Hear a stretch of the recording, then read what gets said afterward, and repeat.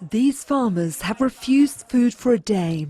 A hunger strike to show people in India their protest is non-violent. This after months of protests escalated into violent scenes this past week on the outskirts of the capital, New Delhi. On Friday, there were street fights after supporters of the governing party shouted slogans against the farmers.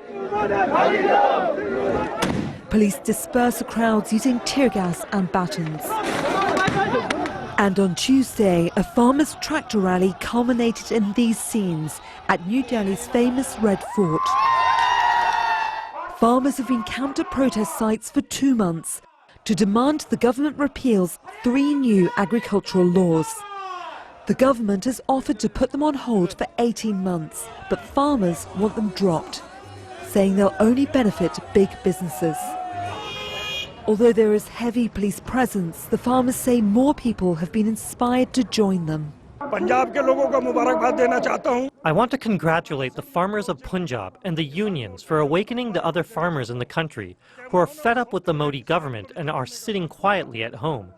These unions have mobilized them to protest on the streets, and now this movement is not just confined to Punjab and Haryana, but has spread across the country. The Indian government has responded to days of violence by blocking mobile internet services in 3 protest locations. It's a method often deployed to prevent unrest elsewhere, but an unusual move in the capital. Authorities have blamed some of the farmers for instigating the violence, but the farmers insist it's the government that's to blame. First, the government tried to remove people from the Gazipur border using force, since it had few protesters, but the union leaders did not allow that.